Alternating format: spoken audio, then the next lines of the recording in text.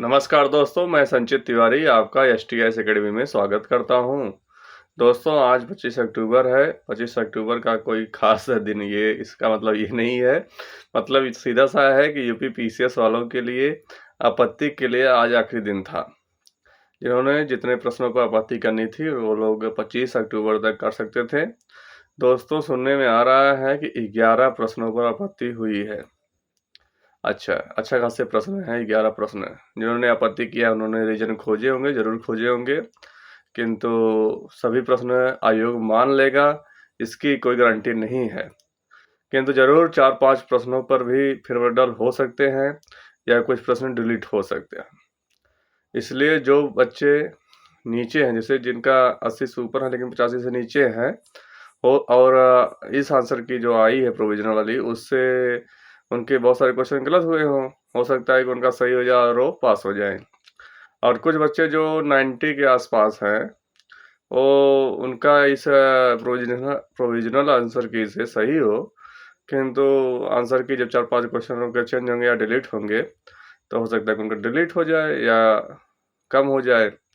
तो इसलिए अब 80 से लेके 90 तक जितने भी बच्चे हैं, इतने प्रश्नों पर आपत्ति हो गई है कि उनको भी अब तैयारी में लगे रहना है।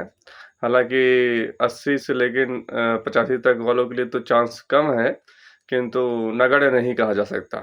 इसलिए आप अपनी तैयारी में लगे रहिए।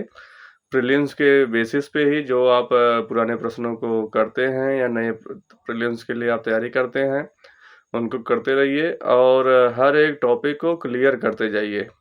क्योंकि जबकि प्रीलिम्स में भी जैसे अब आपको भारत छोड़ो आंदोलन पे प्रश्न बनता है कि किस तारीख को शुरू हुआ, कहाँ शुरू हुआ, कहाँ ज़्यादा हुआ, कहाँ कम हुआ उसका प्रभाव। उसी तरीके से आप मेंस में भी लिखते हैं कि किस तरीके से गांधी जी ने भाषण दिया या जो भी हो।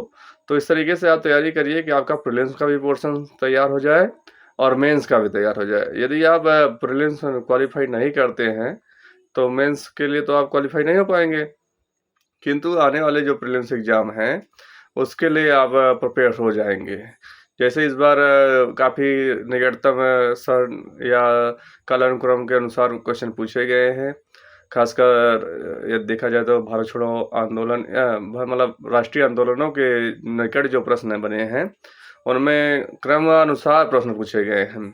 अब जैसे कूका आंदोलन, अन्य जो इसमें जो प्रश्न था और इसी तरीके से बहुत सारे आंदोलन जो कि मेंस में पूछे जाते हैं, जैसे कि 1857 का विद्रोह पे आप टिप्पणी लिखिए या नील आंदोलन पर टिप्पणी लिखिए या चंपारण सत्याग्रह पर टिप्पणी लिखिए या मुंडा विद्रोह पर टिप्पणी लिखिए।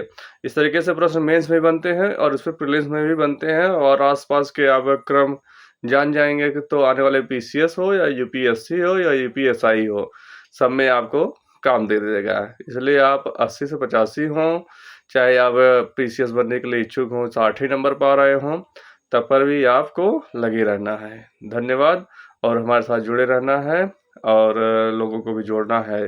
धन्यवाद।